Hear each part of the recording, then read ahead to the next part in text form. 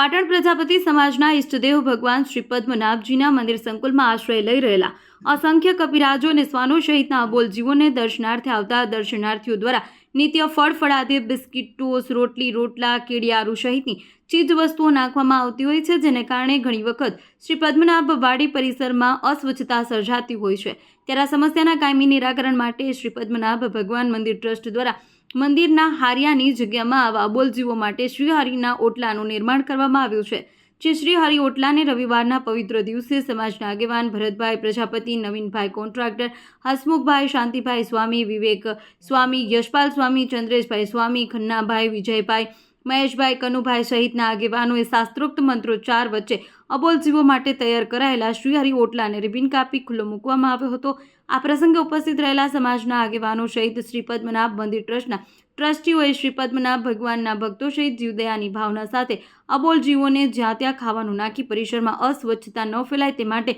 હારિયામાં નિર્માણ કરાયેલા શ્રી હરિ ઓટલા ઉપર જ અબોલ જીવો માટેનો ખોરાક નાખવા અને શ્રી પદ્મનાભ ભગવાનની વાડીની સુંદરતા બની રહે તે માટે સહકાર આપવા અપીલ કરી હતી। રિપોર્ટર જય કિશન પટેલ।